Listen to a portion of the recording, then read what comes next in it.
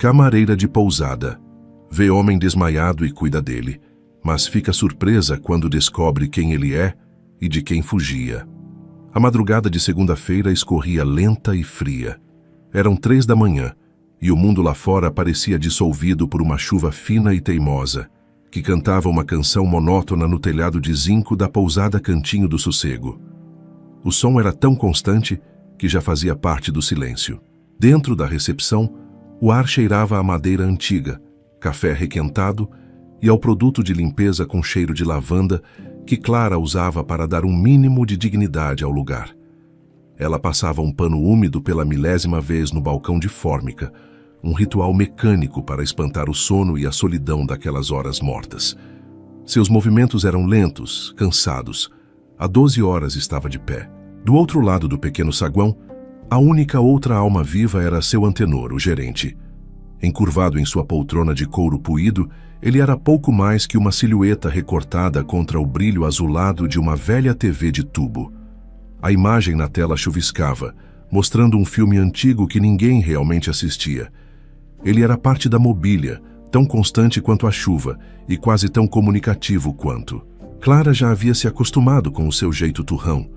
Um homem que parecia ter feito um pacto com o tédio para nunca mais ser surpreendido por nada na vida. Foi então que o pacto se quebrou. Um som agudo, violento e inconfundível rasgou o ar. Um grito de cristal se estilhaçando. Veio da direção do corredor externo, do lado onde ficava o quarto 6. O som foi tão repentino e fora de lugar que fez Clara dar um pulo, o coração disparando num susto gelado. Seus olhos se arregalaram e voaram instantaneamente para seu antenor. Ele nem sequer se virou. Apenas inclinou a cabeça minimamente, como quem ouve um trovão distante. Seus olhos permaneceram fixos na TV. Seu antenor, o senhor ouviu isso? A voz de Clara saiu quase como um sussurro apreensiva. Ele soltou um suspiro pesado.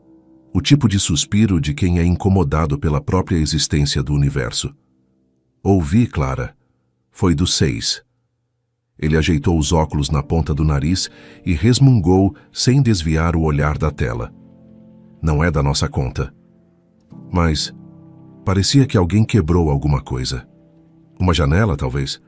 Pode ter se machucado, ela insistiu, sentindo um nó de preocupação se formar em seu estômago. Hóspede que paga em dinheiro vivo quer sossego, não babá. A voz dele era grave e final. O cara chegou ontem, pagou 5 diárias adiantado, pediu para não ser incomodado. É o que vamos fazer, não incomodar. Deixe isso para lá. Provavelmente bebeu demais e derrubou um copo. A lógica dele era simples, direta e, de certa forma, fazia sentido dentro das regras não escritas daquele lugar. Pousadas de beira de estrada abrigavam todo tipo de gente. Viajantes cansados, famílias em férias econômicas, casais em busca de discrição e, às vezes, pessoas que só queriam desaparecer por um tempo. O quarto 6 se encaixava na última categoria, mas algo não se encaixava para Clara. Não foi o barulho do vidro que a perturbou. Foi o que veio depois, o silêncio. Um silêncio absoluto, pesado, que pareceu engolir o som da chuva e o zumbido da TV. Não havia uma tosse, um xingamento abafado, o som de alguém varrendo os cacos. Nada. O barulho havia sido um grito no vazio, e agora o vazio respondera com uma quietude opressora anormal. Era um silêncio errado.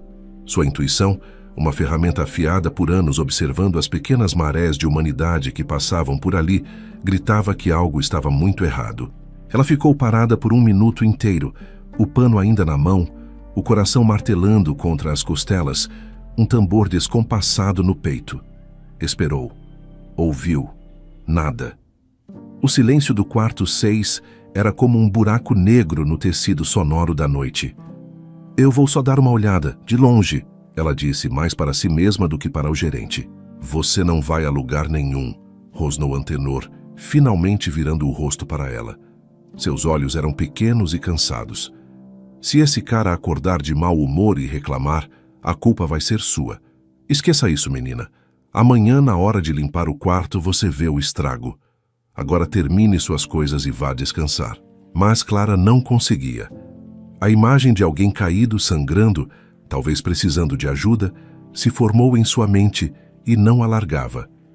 Era uma responsabilidade que ela não conseguia simplesmente desligar. Ela olhou para o painel de chaves pendurado na parede atrás do balcão. A chave mestra, com sua etiqueta vermelha desbotada, parecia chamá-la. Desobedecer a seu antenor poderia lhe custar o emprego, e ela precisava daquele dinheiro mais do que de qualquer outra coisa. Mas ignorar o grito silencioso que vinha da sua consciência parecia um preço ainda mais alto a pagar. Com uma decisão firme que surpreendeu até a si mesma, ela pousou o pano no balcão, contornou-o em passos silenciosos e firmes e foi até a parede. Sua mão não tremeu quando pegou a chave mestra do gancho. O metal estava frio contra sua pele quente. Seu antenor a observou, balançou a cabeça em desaprovação e voltou-se para sua TV, resmungando algo sobre a teimosia da juventude. Era a sua forma de lavar as mãos. Com o coração agora um pouco mais acelerado pela adrenalina da desobediência, Clara caminhou até a porta da recepção e a abriu. O ar úmido e frio da noite a abraçou, carregando o cheiro de terra molhada e asfalto. A chuva fina caiu sobre seu rosto e seus braços, mas ela mal sentiu. Seus olhos estavam fixos na escuridão do corredor externo, onde uma única lâmpada fraca lançava uma luz amarelada sobre a porta do quarto 6. Era apenas uma porta de madeira escura, como todas as outras. Mas naquela noite parecia a entrada para um mistério perigoso, e ela estava prestes a abri-la. A chave mestra girou na fechadura com um clique metálico que soou como um tiro na quietude da noite. Clara sentiu um arrepio percorrer sua espinha, uma mistura de medo e determinação. Ela empurrou a porta do quarto 6, que se abriu rangendo baixo. O primeiro a atingi-la foi o cheiro. Era um odor denso, pesado, de ar viciado e suor febril, com uma nota estranha e penetrante por baixo, algo agudo e metálico que lhe revirou o estômago. Sangue, talvez? O quarto estava mergulhado numa penumbra fantasmagórica. A única fonte de luz vinha da televisão, que continuava ligada, mas completamente sem som. Na tela, um comercial vibrante de refrigerante desfilava cores e sorrisos. Um contraste grotesco com a atmosfera opressiva do ambiente. A luz piscava e dançava nas paredes, deformando as sombras e fazendo o quarto parecer vivo e doente. O caos era a segunda coisa que ela notou. Perto da porta, os cacos de um abajur de cerâmica branca se espalhavam pelo tapete ralo como ossos quebrados. A cúpula de tecido estava amassada a um canto. Uma mala de viagem cara de couro escuro estava aberta sobre o suporte, vomitando roupas de grife para fora. Uma camisa social de linho, amassada, estava caída no chão. Um par de sapatos italianos caríssimos jazia abandonado perto da cama desfeita. Aquilo não era a bagunça de um viajante cansado. Era o rastro de um furacão, de um acesso de fúria ou desespero. E então, ela o viu. Aos pés da cama, parcialmente oculto pela sombra da colcha, havia um vulto no chão. Por um segundo, seu cérebro se recusou a processar a imagem, vendo apenas um amontoado de roupas escuras. Mas o formato era inconfundivelmente humano. Um grito mudo se formou em sua garganta, mas ela o engoliu. O medo deu lugar a uma onda de adrenalina que a impulsionou para a frente. "Senhor", ela chamou, a voz trêmula. Ela se ajoelhou ao lado dele. Era jovem, talvez no final dos seus 20 anos. Tinha cabelos escuros e espessos, agora colados à testa numa massa úmida de suor. Seu rosto, que mesmo na penumbra parecia ter traços bonitos e bem definidos, estava pálido, com uma palidez quase translúcida, manchado por um rubor febril nas bochechas. Os lábios estavam secos e entreabertos, e uma respiração superficial e rápida escapava por eles. Ele estava completamente imóvel. Com a mão hesitante, Clara tocou sua testa. O calor que emanava dele era alarmante, uma febre que parecia queimar por dentro. Era um calor seco e perigoso. Ela afastou a mão como se tivesse tocado numa brasa. Ele não era apenas um hóspede bêbado que havia quebrado um abajur. Ele estava doente. Gravemente doente. Seu primeiro instinto foi ligar para uma ambulância. Mas quem era ele? Ela precisava de um nome, de um documento. Sua preocupação prática a fez agir. Com o coração ainda aos saltos, ela começou uma busca rápida pelo quarto, não por curiosidade, mas por necessidade. Olhou primeiro para a mesinha de cabeceira. Havia apenas um copo d'água vazio e um celular com a tela trincada e a bateria descarregada. Ela viu a carteira dele, um objeto elegante de couro preto caída perto da mala. Pegou-a com os dedos trêmulos e a abriu. Estava completamente vazia. As fendas para cartões de crédito, vazias. O compartimento para dinheiro, vazio. E o mais estranho de tudo, o espaço para a carteira de identidade ou de motorista, um retângulo de plástico transparente, também estava vazio. Não havia um único documento. Aquele homem havia se esforçado para se tornar um fantasma. A frustração começou a crescer dentro dela. Ao lado da carteira, no chão, estava um pedaço de papel dobrado e rasgado ao meio. Ela o pegou. Era o canhoto de uma passagem aérea. O papel estava úmido e as letras um pouco borradas, mas ela conseguiu ler. O voo saíra de São Paulo, Congonhas, com destino a um pequeno aeroporto no interior do estado, a menos de 50 quilômetros da pousada. O nome do passageiro estava na parte que fora rasgada. O ato de rasgar a passagem parecia deliberado, violento. Uma queima de pontes. Ela estava prestes a desistir quando seus olhos foram atraídos por um brilho discreto vindo do banheiro, cuja porta estava entreaberta.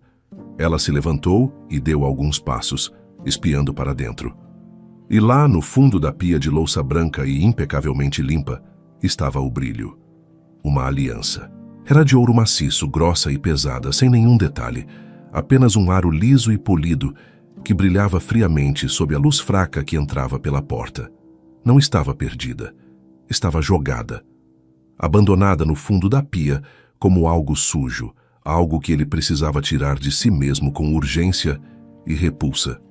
A imagem daquele anel, um símbolo de união e promessa, atirado ali com raiva ou desespero, contou a Clara uma história mais profunda.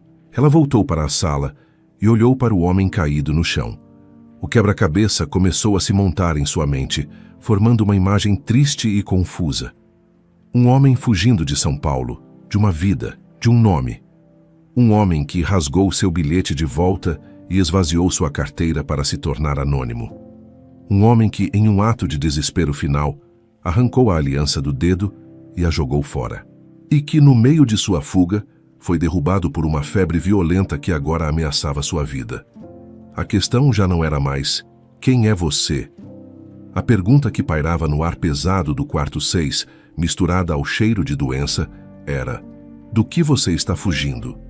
Mas naquele momento, olhando para sua vulnerabilidade, Clara sabia que a resposta a essa pergunta podia esperar.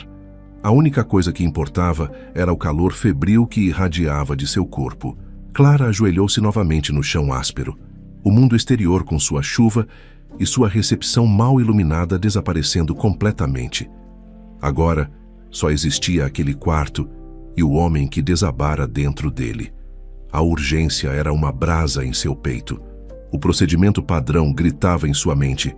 Ligar para a emergência, chamar uma ambulância.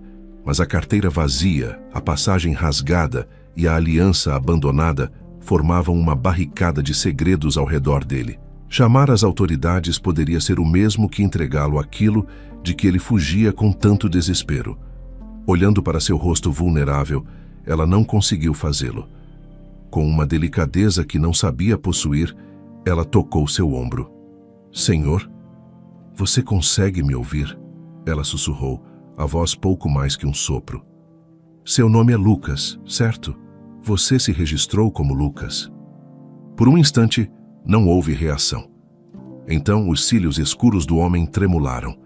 Seus lábios se moveram, tentando formar uma palavra que não saía.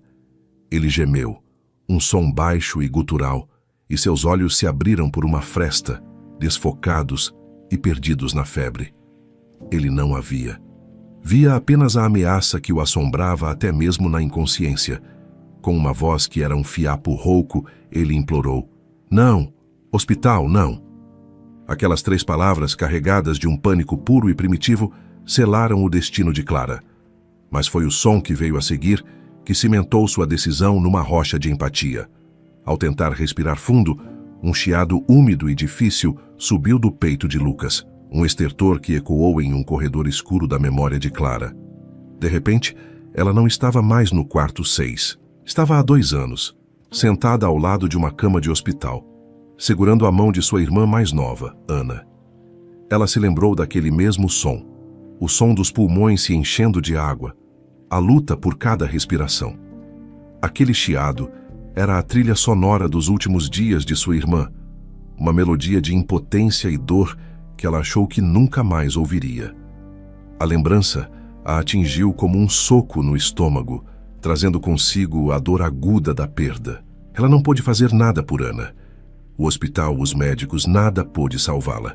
O chiado no peito de Lucas a trouxe de volta à realidade do quarto. O medo nos olhos dele encontrou o luto no coração dela. Naquele instante, uma determinação fria e feroz tomou conta de Clara.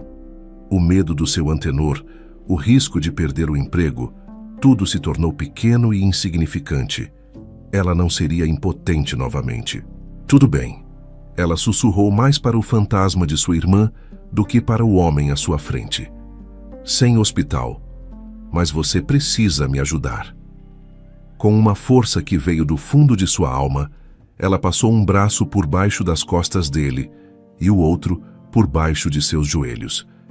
Ele era mais pesado do que parecia, um peso morto de febre e exaustão. Com um esforço tremendo, ela o arrastou e o ergueu, conseguindo aos tropeços colocá-lo sobre a cama. Correndo de volta para a recepção, ela pegou o limitado kit de primeiros socorros da pousada, uma caixa de plástico branco amarelado. Dentro havia pouco mais que gaze, esparadrapo, um frasco de antisséptico e um velho termômetro de mercúrio. De volta ao quarto, ela o colocou delicadamente sob o braço de Lucas. Minutos depois, o resultado confirmou seus piores medos. 39,5, uma febre perigosa. Ela encheu uma bacia com água fria na pia do banheiro, evitando olhar para a aliança que ainda brilhava ali. Com um pano de rosto limpo, começou a passar compressas frias em sua testa, seu pescoço, seus pulsos.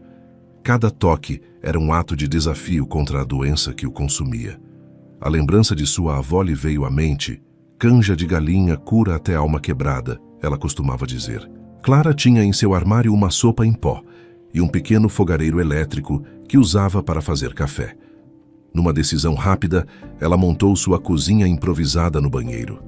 Enquanto a água aquecia, o cheiro do caldo de galinha começou a preencher o pequeno espaço, uma fragrância de cuidado e domesticidade que lutava contra o odor de doença. Quando a canja estava pronta, ela o acordou gentilmente. Ele estava um pouco mais lúcido, mas ainda fraco. Com paciência, ela o ajudou a se sentar e levou pequenas colheradas de sopa à sua boca. Ele comeu devagar, sem protestar, o olhar vago e grato. Depois que ele voltou a se deitar, Clara arrumou o quarto o melhor que pôde, recolhendo os cacos do abajur com cuidado.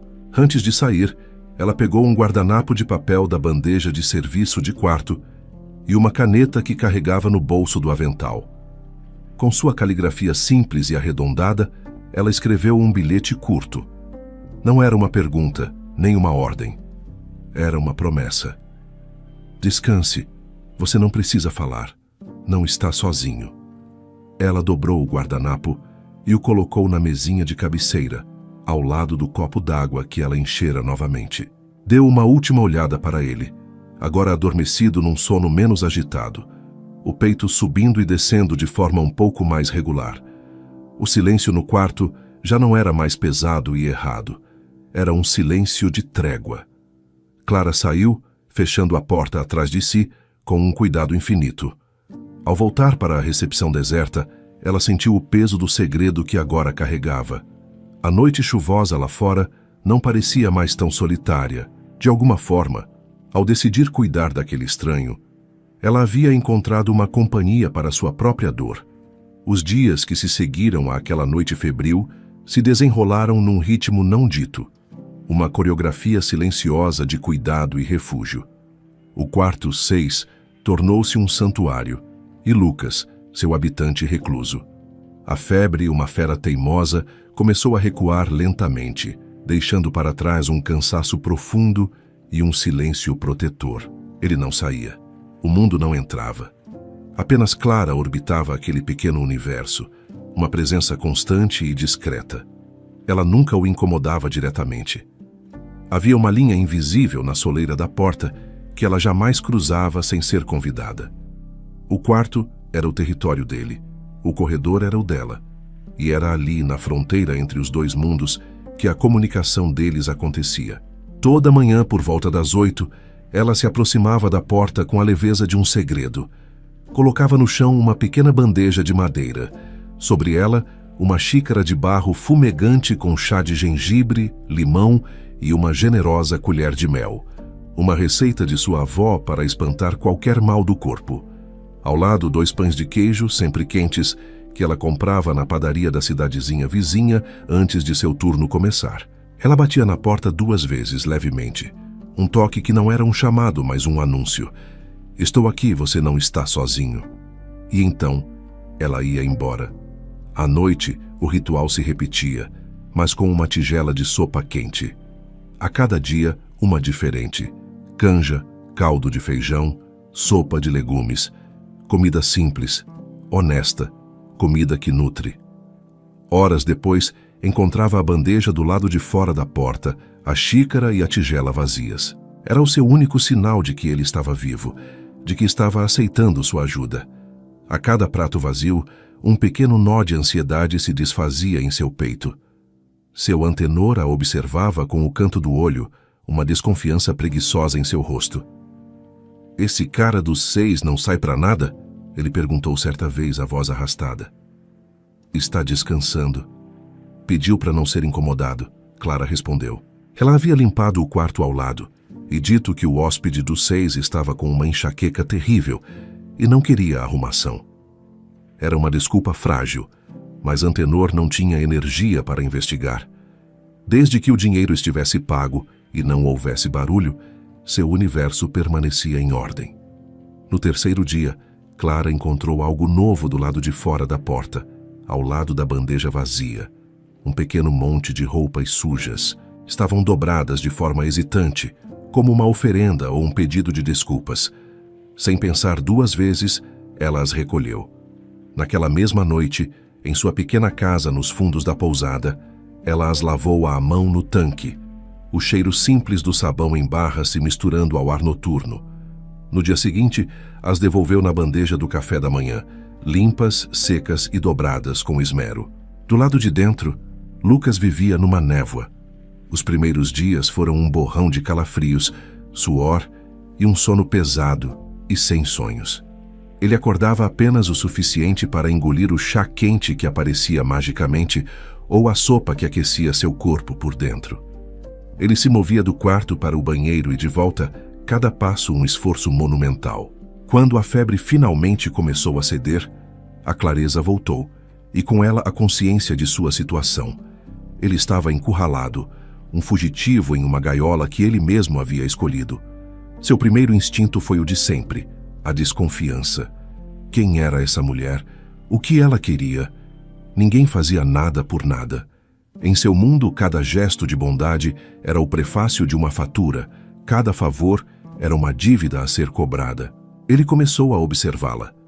Pelo olho mágico da porta, ele via sua silhueta se aproximar. Via-a colocar a bandeja no chão com um cuidado que beirava a reverência. Ela nunca tentava espiar para dentro. Nunca demorava mais que o necessário. Ela se movia como uma brisa, uma presença que trazia alívio, mas não exigia atenção. Ele a via se afastar, as costas retas, o passo leve, desaparecendo pelo corredor. No dia em que deixou as roupas sujas do lado de fora, sentiu uma pontada de vergonha. Foi um teste. Ele esperava que fossem ignoradas ou que talvez uma conta extra de lavanderia aparecesse sob sua porta.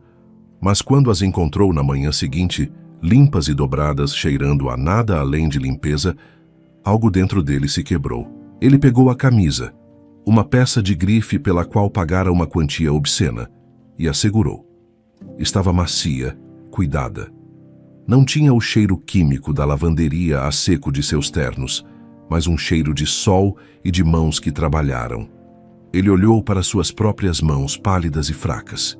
Mãos que assinavam contratos, que seguravam taças de champanhe, mas que não sabiam como cuidar de si mesmas. Foi então que ele entendeu. Pela primeira vez em anos, talvez pela primeira vez em sua vida adulta, ele se sentiu visto sem ser avaliado. Para aquela mulher, ele não era um nome, um herdeiro, uma conta bancária ou um futuro parceiro de negócios.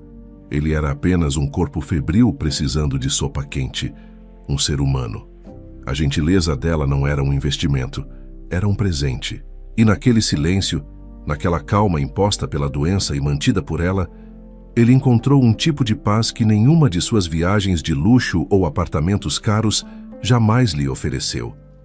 A confiança começou a brotar, não de palavras ou promessas, bate da rotina reconfortante daquele chá de gengibre e da certeza de que do outro lado da porta havia alguém que o via simplesmente como ele era. Passaram-se 5 dias. Na manhã do 6º dia, Lucas acordou sentindo algo que não sentia há muito tempo: clareza. A febre havia se dissipado durante a noite, não deixando para trás o torpor pesado dos dias anteriores, mas sim uma quietude límpida em sua mente. O corpo ainda estava fraco, mas a cabeça estava clara pela primeira vez desde que chegara àquele lugar. Com a clareza, no entanto, veio uma claustrofobia sufocante. As 4 paredes do quarto 6, que haviam sido seu santuário, de repente se tornaram uma jaula. Um desejo avassalador, quase primitivo, tomou conta dele. Ele precisava de ar. Ar de verdade, que não tivesse o cheiro de doença e confinamento. Ele se levantou devagar, sentindo o chão firme sob os pés. Tomou um banho, a água quente ajudando a soltar a tensão de seus músculos. Vestiu a calça jeans e a camisa limpa que ela havia deixado para ele. Pela primeira vez olhou-se no espelho manchado do banheiro. O rosto que o encarou de volta era de um estranho, pálido, magro, com olheiras escuras sob os olhos, mas eram os seus olhos, finalmente focados e presentes. Com uma respiração profunda, ele caminhou até a porta, girou a maçaneta e a abriu. A luz do corredor o fez piscar. E lá estava ela, a poucos passos de distância, com uma bandeja nas mãos. O ritual da manhã estava prestes a acontecer. Mas hoje foi diferente. Seus olhos se encontraram e, por um instante, o tempo parou. Não havia mais a barreira da porta do olho mágico da doença. Era a primeira vez que se viam de verdade, frente a frente, 2 pessoas de pé.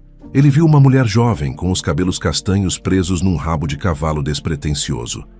Usava um avental simples sobre uma calça jeans e tinha um olhar que parecia carregar um cansaço antigo, mas que, mesmo assim, era incrivelmente gentil. Ela, por sua vez, viu o homem cujos segredos ela guardara. Viu que a palidez ainda estava lá, mas a agonia da febre tinha sido substituída por uma vulnerabilidade quieta. O silêncio entre eles não era constrangedor. Estava carregado com o peso de 5 dias de cuidados não ditos. Foi ele quem quebrou o silêncio, a voz rouca pelo desuso. Eu acho que preciso de um pouco de ar. Um pequeno sorriso tocou os lábios de Clara. Ela pousou a bandeja no chão. Eu sei de um lugar, disse ela, a voz suave. Tem uma trilha aqui atrás, no meio da mata. É calma, ninguém vai lá. A promessa de calma e solidão era tudo o que ele precisava. Ele apenas assentiu. Minutos depois, eles estavam caminhando lado a lado. A trilha era um caminho estreito de terra batida que serpenteava por dentro de um trecho preservado de mata atlântica que abraçava os fundos da pousada. O ar era outro. Era vivo. Cheirava a folhas molhadas, a terra fértil, a orquídeas selvagens e ao ozônio fresco deixado pela chuva recente. A luz do sol se infiltrava por entre a copa alta das árvores, criando colunas de luz dourada que dançavam sobre as samambaias. Para Lucas, que vivera a maior parte de sua vida cercado por concreto, vidro e ar-condicionado, era como respirar pela primeira vez. Eles andaram em silêncio por um longo tempo. Não era um silêncio vazio, mas um silêncio compartilhado, confortável. Ele caminhava devagar, medindo sua força, e ela instintivamente ajustava seu passo ao dele. O único som era o farfalhar das folhas sob seus pés e o chamado distante de um tucano. A trilha os levou a uma pequena clareira, onde um riacho de águas cristalinas corria sobre pedras lisas e escuras. O som da água correndo era hipnótico, uma melodia de constância e paz. Pararam ali, um ao lado do outro, observando a água fluir. O mundo de Lucas, com seus prazos, pressões e expectativas, parecia estar a 1 milhão de quilômetros de distância. Naquele momento, só existia a floresta, o riacho e a presença silenciosa da mulher ao seu lado. Clara continuou olhando para a água, sentindo que ele precisava daquele espaço. Ela não fez perguntas, não o apressou. Ela simplesmente ficou ali, oferecendo o presente de sua paciência. E foi esse presente que finalmente destrancou a porta que ele mantivera trancada por tanto tempo. Após o que pareceu uma eternidade, ele falou. A voz era baixa, quase engolida pelo som do riacho, mais clara. Eu deveria me casar na semana que vem. A frase caiu entre eles, uma pedra jogada na superfície calma da água. Clara não se virou. Não demonstrou choque ou curiosidade. Manteve os olhos fixos no movimento da água, dando-lhe a segurança para continuar. Ele soltou uma risada curta, sem humor algum. Um som amargo. Não era um casamento de verdade, continuou ele, o olhar perdido no riacho, como se estivesse confessando seus pecados para a correnteza. Era um acordo, uma fusão de empresas disfarçada de votos matrimoniais, a união de 2 dinastias. Eu não a amava. Ela não me amava. Estávamos apenas cumprindo nosso papel. Ele fez uma pausa, engolindo em seco. Era para honrar legados e impérios que eu não construí, que eu nunca quis. As palavras pairaram no ar úmido da mata, carregadas com o peso de uma vida inteira de obrigações. Era a verdade nua e crua, por trás do homem anônimo, da passagem rasgada e da aliança atirada na pia. Não era uma história de amor que dera errado. Era a história de uma vida que nunca fora sua para começo de conversa. E ao dizê-lo em voz alta, para alguém que não tinha nada a ganhar ou a perder com sua confissão, ele sentiu o primeiro alívio. As palavras de Lucas pairaram no ar úmido da clareira, despidas de qualquer artifício. Impérios que eu não construí.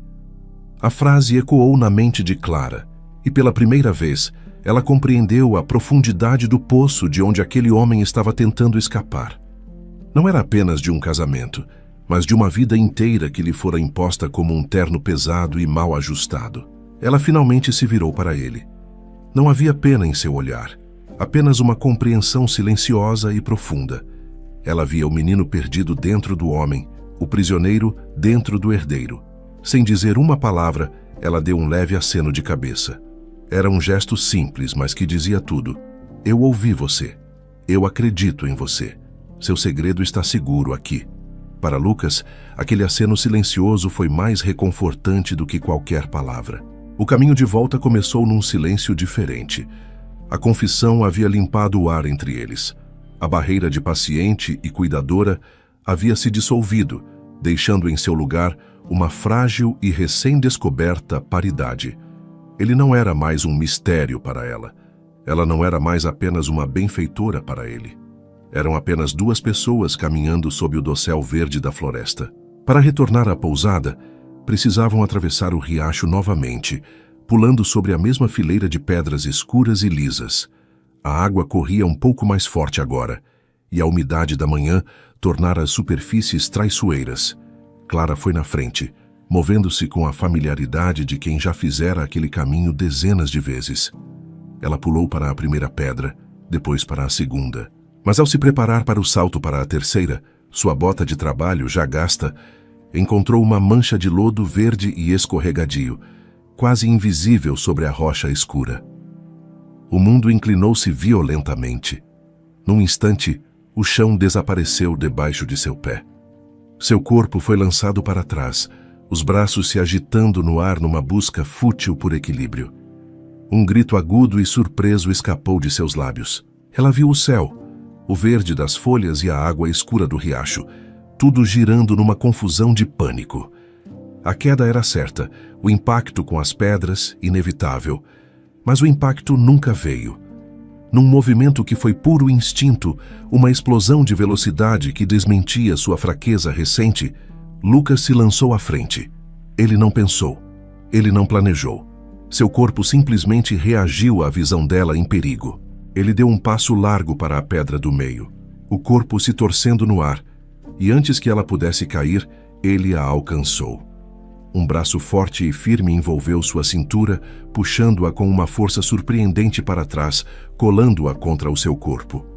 O choque da quase queda foi imediatamente substituído pelo choque do contato. As costas dela bateram contra o peito dele, e o fôlego de Clara ficou preso na garganta. Por um segundo, tudo o que ela conseguiu sentir foi a solidez dele, a maneira como o braço a segurava com uma certeza absoluta e o som do coração dele.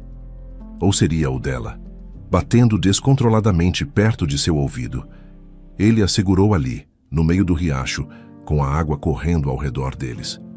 O perigo imediato havia passado, mas ele não a soltou. A mão dele demorou em sua cintura 1 segundo a mais que o estritamente necessário. Aquele segundo se esticou, tornando-se um universo de novas sensações. Lentamente, ele a ajudou a se firmar na pedra. Ela se virou para encará-lo e seus olhos se encontraram.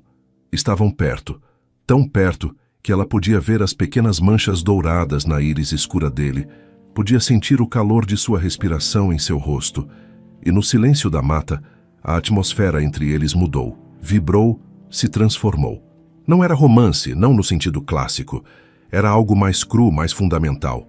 Era reconhecimento. Naquele instante, ela não viu o fugitivo ou o homem doente. Viu um protetor, um homem capaz de uma força instintiva e gentil. E ele não viu sua cuidadora ou uma camareira de pousada. Viu a mulher cuja calma o havia ancorado, cujo rosto agora estava tingido de vulnerabilidade e surpresa. Eram duas pessoas, cada uma à sua maneira quebrada pelo passado, que acabavam de se apoiar mutuamente de uma forma muito literal. Ela o salvara da febre que o consumia por dentro. Ele a salvara da queda que a machucaria por fora. O braço dele finalmente afrouxou o aperto em sua cintura, mas seus dedos roçaram sua mão enquanto ele a ajudava a dar o último passo para a margem segura. O toque foi breve, mas deixou um rastro de calor em sua pele. Eles terminaram o resto do caminho até a pousada, num novo tipo de silêncio.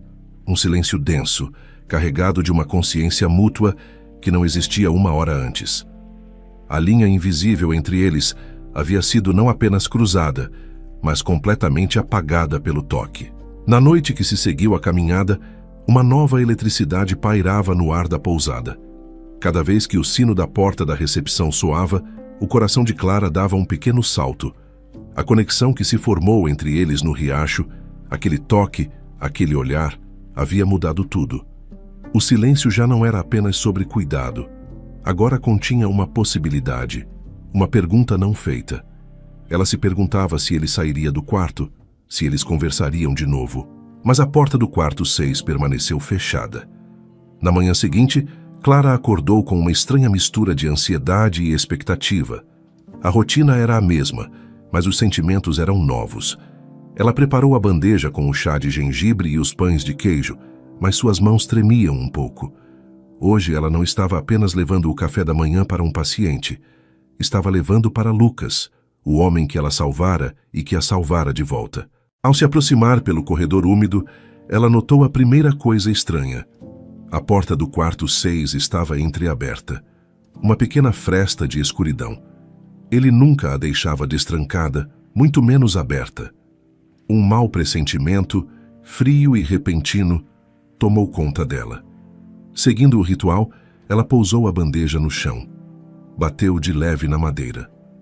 "Lucas", ela chamou, a voz mais baixa do que pretendia. Não houve resposta, apenas o silêncio. Mas era um silêncio diferente do silêncio da doença. Era um silêncio vazio, oco, o tipo de silêncio que uma casa tem quando todos já foram embora. Ela bateu de novo, um pouco mais forte. "Estou entrando." Com o coração apertado, ela empurrou a porta. O quarto estava em ordem. Não apenas em ordem, estava impecavelmente limpo. O cheiro de doença e confinamento havia desaparecido. substituído pelo perfume fresco e limpo do ar da manhã que entrava por uma janela entreaberta. O chão estava varrido, as superfícies limpas. A mala de couro havia sumido. E a cama, a mesma cama onde ela o deitara, fraco e febril, estava feita com um esmero quase militar. O lençol esticado sem um único vinco, a colcha dobrada em um ângulo perfeito.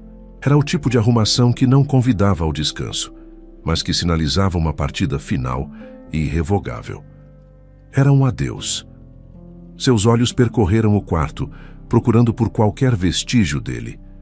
E então ela viu. Sobre a mesinha de cabeceira, ao lado da xícara de chá intocada que ela havia deixado na bandeja momentos antes, agora já esfriando, estava um guardanapo de papel. O mesmo tipo de guardanapo que ela usara para escrever seu bilhete para ele. Sobre o papel, com uma caligrafia forte e inclinada, estavam apenas 2 palavras: por tudo. Debaixo do guardanapo havia um pequeno monte de notas de dinheiro cuidadosamente arrumadas. Era mais do que suficiente para cobrir as diárias, a canja improvisada e o abajur quebrado. Era ele acertando as contas. Era a sua maneira de cortar o último fio que o ligava àquele lugar. Não havia mais nenhum vestígio dele, nenhuma roupa esquecida, nenhum fio de cabelo no travesseiro. Ele havia desaparecido tão silenciosa e misteriosamente quanto havia chegado. Clara ficou parada no meio do quarto por um longo tempo. Ela esperava sentir uma pontada de raiva, de abandono, mas não sentiu. O que veio foi uma onda suave de melancolia, uma tristeza doce e resignada. Ela não chorou. As lágrimas pareciam dramáticas demais para algo que tinha sido tão quieto e profundo. Era a sensação de ter lido um livro maravilhoso e descobrir que a última página foi arrancada. Ela caminhou até a cama e tocou a colcha esticada. Estava fria. Olhou pela janela aberta para a mata verdejante onde eles haviam caminhado. Parecia ter sido em outra vida. Ela pegou o guardanapo, dobrou-o com cuidado e o guardou no bolso do avental, junto com o bilhete que ela escrevera para ele dias antes. Eram os únicos artefatos que restavam da passagem dele. Ela sentiu o peso daquele momento, a sensação de que algo importante e terrivelmente fugaz havia passado por sua vida. Ele era como uma estrela cadente numa noite escura. Um clarão rápido e bonito que a fez prender a respiração, mas que estava destinado a desaparecer no horizonte. Ele precisava partir. Ela sempre soube disso. A parte dela que se lembrava da dor da irmã, que entendia de finais, sabia que ele não poderia ficar. A única surpresa foi a dor surda que a partida dele deixou para trás. Clara pegou a bandeja com o chá agora frio e puxou a porta, fechando-a com um clique suave. O quarto 6 estava vazio novamente, e a pousada Cantinho do Sossego e a vida de Clara voltaram ao seu ritmo lento e previsível, mas algo nela havia mudado para sempre. 3 semanas se passaram. Para o resto do mundo, foi apenas a transição de um mês para o outro, mas para Clara foi um tempo medido em silêncios. A pousada Cantinho do Sossego voltou ao seu ritmo lento e imutável. Os hóspedes vinham e iam, reclamando do calor ou elogiando o café, deixando para trás gorjetas modestas e quartos para limpar. Seu antenor continuava sua vigília em frente à TV de tubo. A chuva deu lugar a dias de sol forte que faziam o asfalto da estrada ondular. A vida continuava implacável em sua normalidade, mas para Clara nada era normal. Cada vez que ela passava pela porta do quarto 6, seu coração dava um pequeno tropeço. Ela ainda carregava o guardanapo com as 2 palavras dele no bolso do avental, agora macio e gasto nas dobras de tanto ser tocado. A memória dele era uma presença constante, um fantasma gentil que habitava os cantos silenciosos de seus dias. A melancolia suave que se instalara em seu peito não ia embora, apenas se acomodava, tornando-se parte de quem ela era. Numa tarde de quinta-feira particularmente parada, um casal de turistas de São Paulo fez o check-out, esquecendo uma revista sobre a mesa do café da manhã. Era uma daquelas publicações de celebridades, com uma capa brilhante e letras garrafais prometendo escândalos e fofocas. Clara a pegou com a intenção de jogá-la diretamente na lixeira. Era lixo, um vislumbre de um universo de riqueza e drama que não tinha nada a ver com sua vida. Sua mão já estava sobre o cesto de lixo quando seu olhar, por puro acaso, caiu sobre o rosto na capa. O ar fugiu de seus pulmões. O tempo parou.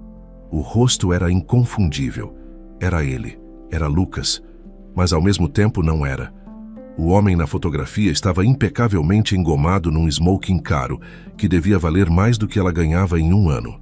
O cabelo escuro estava penteado para trás com um brilho artificial. Um sorriso polido estava em seus lábios, mas não alcançava seus olhos. E os olhos eram a parte mais estranha. Eram os mesmos olhos escuros, mas estavam vazios, ocos, com um verniz de tédio e resignação. Era o olhar de um homem posando para uma foto que ele não queria tirar, vivendo uma vida que ele não queria viver. Era uma versão dele que ela não conhecia, uma casca lustrosa e sem alma. E então ela leu a manchete, que gritava em letras amarelas sobre um fundo azul. Herdeiro milionário desaparece horas antes de casamento do século. Clara sentou-se numa das cadeiras, a revista tremendo em suas mãos. Com o coração batendo forte contra as costelas, ela começou a ler. O artigo era um banquete de sensacionalismo. Falava de Lucas Albuquerque de Mello, o único herdeiro de um império multibilionário. Falava de sua noiva, também herdeira de uma fortuna, e do casamento do século, que era, na verdade, a maior fusão empresarial da década. O texto destilava desprezo por ele, pintando-o como um playboy irresponsável e mimado que não suportou a pressão, abandonando a noiva devastada e mergulhando uma das famílias mais poderosas do país numa crise de imagem sem precedentes. Havia citações de fontes próximas que falavam de seu comportamento errático e de seu desprezo pelos negócios da família.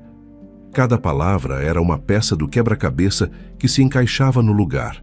O casamento de aparências, os impérios que ele não construiu, a fuga desesperada, a necessidade de se tornar um fantasma sem identidade, a febre, provavelmente uma manifestação física do estresse insuportável que o esmagava.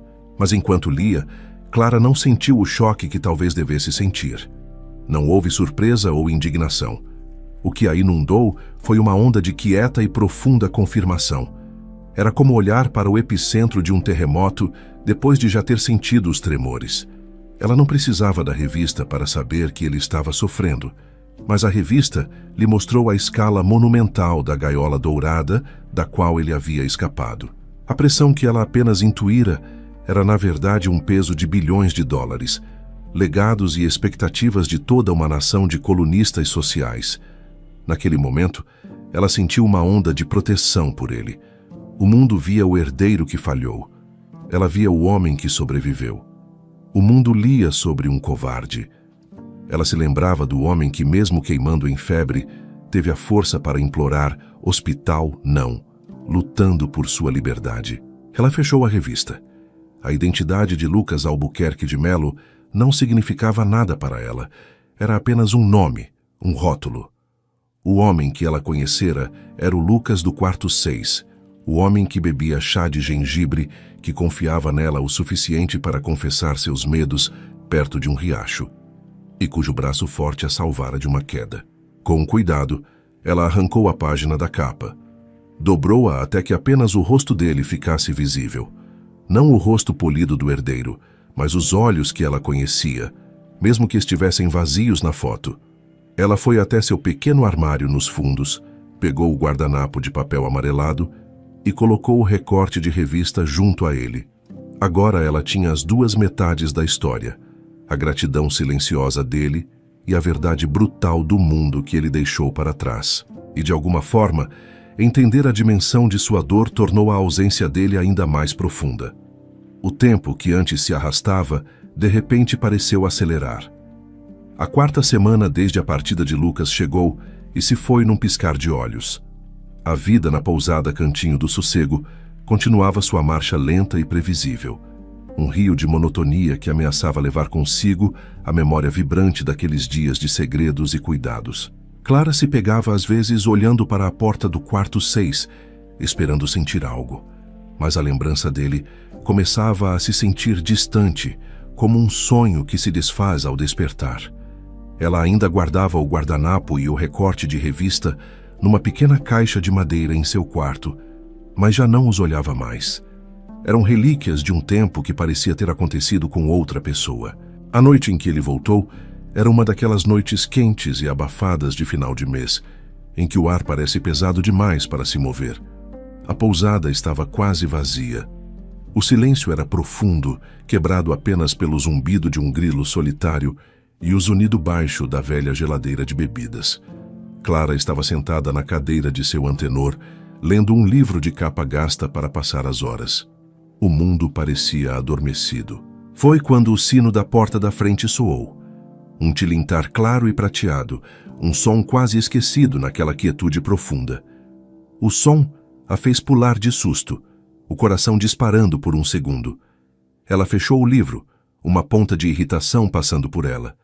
Provavelmente um motorista perdido procurando por direções ou um quarto para a noite. Ela se levantou, ajeitando o avental, um sorriso profissional e cansado já se formando em seus lábios. Ela levantou o olhar para a porta e seu coração parou de bater. O sorriso congelou em seu rosto. O ar ficou preso em seus pulmões. O grilo lá fora se calou. O tempo, o som, o próprio movimento do universo pareceram cessar. A figura alta e de ombros largos parada na entrada, recortada contra a escuridão da noite, era ele, era Lucas. Mas não era o homem doente e desesperado que ela encontrara caído no chão. E tampouco era o boneco engomado e vazio da capa da revista. Este era um terceiro Lucas, um que ela nunca tinha visto antes. Ele parecia saudável, a palidez da doença substituída por uma cor que falava de sol e ar fresco. Estava vestido de uma forma que não era nem fugitiva, nem formal. Usava uma calça jeans simples, botas de trabalho e um suéter de lã macia. E seus olhos, embora inconfundivelmente os mesmos, eles carregavam uma calma que a chocou mais do que qualquer outra coisa. A angústia febril havia desaparecido. O vazio polido da fotografia havia sido preenchido. No lugar deles, havia uma serenidade firme, uma clareza quieta. O olhar de um homem que não estava mais fugindo de nada. A respiração de Clara ficou presa na garganta enquanto ele dava um passo para dentro, deixando a porta se fechar suavemente atrás de si. Ele não se moveu com a pressa de um fugitivo ou com a arrogância de um herdeiro. Seus passos no chão de ladrilho eram lentos, deliberados, cheios de um propósito tranquilo. Cada passo parecia uma decisão consciente, encurtando a distância entre a memória que ele era e a realidade que agora se aproximava dela. Ele caminhou lentamente até o balcão da recepção e parou bem na frente dela. O cheiro dele não era mais de doença ou de colônia, cara. Cheirava a ar noturno, a terra e a algo limpo e simples, como lã. O silêncio no pequeno saguão era ensurdecedor. Clara não conseguia falar. Não conseguia se mover. Suas mãos agarravam a borda do balcão de fórmica, a única coisa que a mantinha de pé. 1000 perguntas explodiram em sua mente, todas colidindo umas com as outras, mas nenhuma conseguia encontrar o caminho até seus lábios. É você mesmo? Por que voltou? Onde esteve? Ele a encarou, e naquele olhar, ela viu o reconhecimento do riacho, a gratidão do bilhete e algo novo, algo que ela não ousava nomear. Ele estava ali, de propósito, e o mundo dela, que ela havia tão cuidadosamente colado de volta nos eixos, acabara de se despedaçar. O silêncio no saguão da recepção era tão denso que parecia ter peso e textura.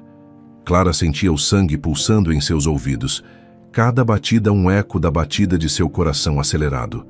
Lucas a observava do outro lado do balcão, e em seus olhos calmos ela via um universo de coisas que ele havia deixado por dizer. Ele foi o primeiro a quebrar o feitiço, e sua voz, quando veio, não era o sussurro rouco do doente que ela lembrava. Eu achei que deveria agradecer direito, ele começou, as palavras simples e diretas. O dinheiro que deixei foi um jeito covarde de fazer isso, não pagava por nada do que você fez. Clara abriu a boca para dizer que não era necessário, que ela não fez por dinheiro, mas nenhuma palavra saiu. Ela apenas o encarou paralisada. Ele deu um pequeno sorriso, um sorriso genuíno que pela primeira vez alcançou seus olhos. Mas não foi por isso que eu voltei. A frase pairou no ar, mudando completamente a gravidade da situação. Aquele não era um retorno por cortesia, era algo mais. Ele fez uma pausa, seu olhar se intensificando, como se estivesse se certificando de que ela estava realmente ouvindo, não apenas com os ouvidos, mas com a alma. Clara, ele disse, e o som de seu nome na voz dele era ao mesmo tempo familiar e completamente novo. Eu passei as últimas semanas colocando minha vida em ordem, ou o que sobrou dela. Enfrentei minha família, abri mão de tudo, do nome, do dinheiro, da herança, de tudo. Ele fez um gesto com a mão como se estivesse varrendo um tabuleiro de xadrez. Eu tive tudo o que o dinheiro pode comprar, continuou ele, a voz baixando um pouco, tornando-se mais íntima. Poder, luxo, um nome que abre qualquer porta no mundo, jatinhos particulares, apartamentos com vistas incríveis, o respeito das pessoas que, na verdade, só temiam o meu sobrenome. Eu tive tudo isso. Seu olhar se desviou por um segundo, como se estivesse olhando para um passado distante e sem cor. Mas eu nunca tive paz. O tipo de paz em que você consegue respirar fundo e sentir que o ar é realmente seu. O tipo de paz que não te abandona quando você fecha os olhos à noite. Eu nem sabia que isso existia, até que eu te encontrei. As palavras a atingiram como uma onda, tirando-lhe o fôlego. O balcão de fórmica sob seus dedos parecia a única coisa que a mantinha ancorada à realidade. Lentamente ele enfiou a mão no bolso do suéter e tirou algo. Não era uma carteira de couro ou um celular caro. Era um pequeno e frágil guardanapo de papel, amarelado e puído nas dobras. Clara o reconheceu imediatamente. Era o bilhete dela. Descanse. Você não precisa falar. Não está sozinho. Ele o segurou entre os dedos com um cuidado que se dá a algo infinitamente precioso. Enquanto eu estava lá fora, enfrentando os advogados, os gritos, as acusações, isso aqui era a minha única âncora, disse ele, o olhar fixo no pequeno pedaço de papel. Eu o lia tantas vezes que as palavras quase se apagaram. Toda vez que eu achava que ia desmoronar, que ia voltar a ser o covarde que todos diziam que eu era, eu segurava isso e me lembrava daquele silêncio, daquela sopa quente, da sensação de ser visto por quem eu era, e não pelo que eu representava. Ele levantou os olhos do guardanapo para encontrar os dela. Havia uma vulnerabilidade crua em seu rosto, uma honestidade que era ao mesmo tempo aterrorizante e incrivelmente bonita. Eu precisei ir embora, Clara. Precisei descobrir se o homem que encontrou aquela paz dentro do quarto 6 ainda existia sem você por perto. Precisei saber se a mudança era real ou se era só um feitiço que funcionava dentro das paredes desta pousada. Ele fez uma pausa final, a mais devastadora de todas. E a resposta é não. A confissão final foi um sussurro, mas ecoou no silêncio como um trovão. A paz não está em mim. Está atrelada a você, o homem que eu quero ser. Ele só parece existir de verdade quando eu penso em você. Então eu voltei. Ele não disse eu te amo. Não precisava. As palavras que ele usou eram mais profundas, mais fundamentais. Eram uma declaração de necessidade, um reconhecimento de que ela havia se tornado, sem saber, o centro de seu novo universo. E agora ele estava ali, de pé na frente dela, tendo confessado tudo, esperando para ver se naquele universo também havia um lugar para ele. As palavras de Lucas, e a resposta é não, caíram no silêncio do saguão, e para Clara foi como se o chão tivesse desaparecido sob seus pés. Aquele homem, que era um herdeiro de bilhões, um nome que estampava revistas, estava de pé na sua frente, na sua modesta pousada de beira de estrada, despido de tudo, dizendo que a paz que ele encontrou no mundo estava de alguma forma amarrada a ela. Era um peso e um presente, a coisa mais bonita que ela já tinha ouvido. Ela viu a vulnerabilidade em sua voz, na maneira como ele segurava o pequeno guardanapo como se fosse um escudo. Ele havia colocado seu coração, frágil e recém-reconstruído, sobre o balcão de fórmica entre eles. Ele não estava exigindo nada, apenas confessando uma verdade que ele mesmo parecia ter acabado de descobrir. Percebendo o choque no rosto dela, ele continuou, a voz ainda mais suave, querendo garantir que ela entendesse que não havia pressão em suas palavras. Eu não sei o que o futuro reserva, disse ele. Eu não tenho nada para te oferecer, Clara. Não mais. Não tenho um império, não tenho uma vida de luxo, mal sei quem eu sou ou o que vou fazer amanhã. E eu não espero nada de você. Mas se houver um lugar para mim aqui, mesmo que seja apenas para consertar o que está quebrado, uma escada, uma cerca, um telhado, eu gostaria de ficar. Ele respirou fundo, e a última frase veio com todo o peso de sua jornada. Desta vez, de propósito. De propósito. Não por acidente, não por desespero, não como um fugitivo se escondendo da vida, mas como um homem escolhendo ativamente onde queria estar. A mente de Clara era um turbilhão, mas em meio ao caos de emoções uma clareza emergiu. A mesma intuição que a fez pegar a chave mestra naquela noite chuvosa, agora lhe dizia o que fazer. As palavras não eram suficientes para responder a uma confissão como aquela. Lentamente, ela destravou a pequena portinhola do balcão. O clique da trava foi o único som no ambiente. Ela contornou a barreira que sempre os separara e caminhou em sua direção. Ela parou a apenas um braço de distância dele, perto o suficiente para sentir o calor que irradiava de seu corpo. Um calor saudável e vivo, tão diferente do fogo da febre. Ela ergueu os olhos para os dele. Eu também não sei o que acontece agora, Lucas, disse ela, a voz firme. Mas eu sei o que eu vi. Este lugar, esta floresta, este silêncio, ele não te curou. Ele te deu espaço para se curar. A mudança não veio de fora. Ela fez uma pausa, querendo que ele entendesse o peso de suas próximas palavras. A mudança veio de você, e eu vejo isso. Dizer eu vejo isso era dizer tudo. Era reconhecer a luta dele, validar sua transformação. Era dizer que o homem que ela via na sua frente era o homem real. Um pingo de alívio brilhou nos olhos dele, mas a resposta de Clara ainda não havia terminado. Sem desviar o olhar do dele, ela enfiou a mão no bolso do avental. Seus dedos encontraram o metal frio e familiar de uma chave. Era a chave do quarto 6. Talvez por hábito, talvez por um sentimentalismo que ela não admitia, ela a mantivera consigo desde que ele partira. Ela se virou e caminhou até a porta do quarto que começara tudo. O quarto que fora uma cena de desespero, uma enfermaria improvisada e um santuário silencioso. Ela inseriu a chave na fechadura. O som do mecanismo girando era alto, definitivo.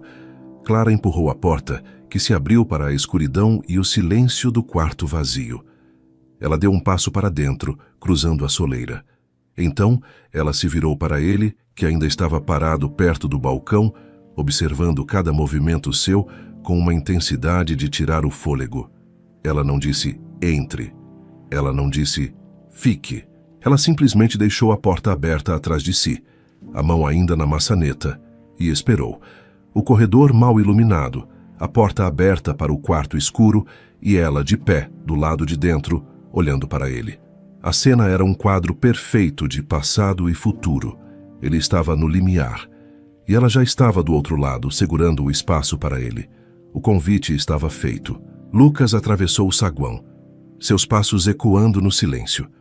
Cada passo era a aceitação de um convite, a confirmação de uma escolha. Ele cruzou a soleira do quarto 6, e Clara, com um movimento suave, fechou a porta atrás dele. O som da fechadura se encaixando foi sutil, mas para eles foi o som do mundo exterior sendo deixado para trás, e um novo mundo, um que eles construiriam juntos, começando naquele exato instante. As semanas que se seguiram se tornaram uma dança de redescoberta. Lucas ficou, não no quarto 6, que foi silenciosamente aposentado de sua função, mas num pequeno chalé nos fundos da propriedade que estava abandonado. Ele não era mais um hóspede, um fugitivo ou um mistério. Tornou-se uma presença constante e tranquila, uma parte da paisagem da pousada tão natural quanto as árvores da mata. Ele acordava com o sol e trabalhava com uma fome que só quem passou a vida inteira ocioso poderia ter. Suas mãos, antes macias e acostumadas apenas a assinar documentos, rapidamente se tornaram ásperas e calejadas, com uma habilidade surpreendente que ele mesmo não sabia que possuía. Consertava os degraus da varanda que rangiam, trocava telhas quebradas, pintava as paredes descascadas com uma tinta fresca cor de creme. Ele ajudava Clara no jardim, aprendendo a diferenciar ervas daninhas de brotos, sentindo a terra sob as unhas com uma satisfação que nenhum negócio de $1 bilhão jamais lhe dera. Seu antenor o observava com uma mistura de assombro e desconfiança, resmungando sobre como o mundo estava de cabeça para baixo, mas nunca recusando a ajuda que estava, milagrosamente, deixando sua pousada em melhor estado do que nunca. Mas o trabalho mais importante que Lucas fazia não envolvia martelos ou pincéis. A coisa mais importante que ele fazia era ouvir. À noite, eles se sentavam na varanda do chalé recém-reformado, com 2 xícaras de chá fumegante entre eles, e Clara falava. Pela primeira vez em muito tempo, alguém a ouvia de verdade.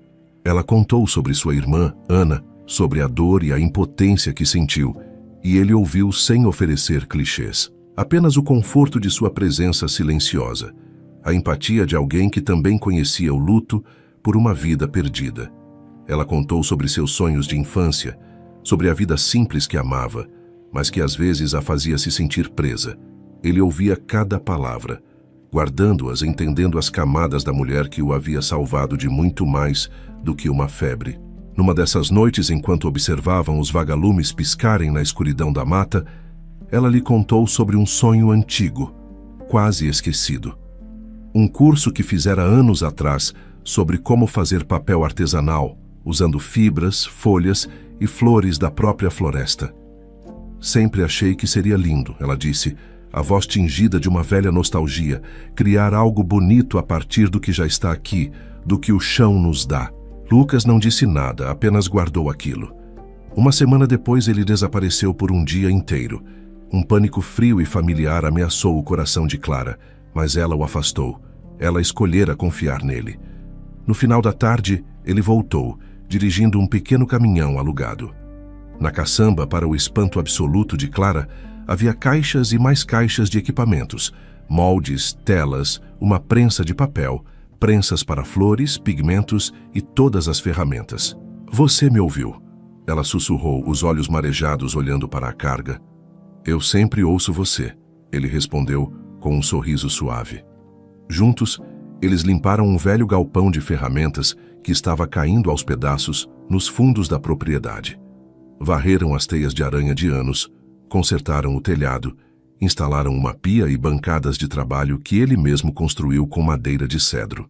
O lugar que antes cheirava a mofo e abandono, logo passou a cheirar a cedro, a papel úmido e a novos começos. Aquela oficina tornou-se o coração de seu mundo compartilhado. O amor deles não foi construído sobre declarações dramáticas ou paixões avassaladoras. Foi construído na rotina diária e sagrada, no café da manhã compartilhado, nas mãos dele encontrando as dela, sobre uma bancada de trabalho, na alegria silenciosa de puxar a primeira folha de papel perfeita da prensa, uma folha de um branco cremoso, com pequenas pétalas de ipê rosa incrustadas nela. Eles não precisavam de um casamento para selar sua união. Seu compromisso estava no ritmo de seus dias, na parceria fácil, no conforto de saber que, no final do dia, o outro estaria ali. Ele encontrou seu propósito não em herdar um império, mas em construir uma prateleira, em cultivar um jardim, em apoiar o sonho dela.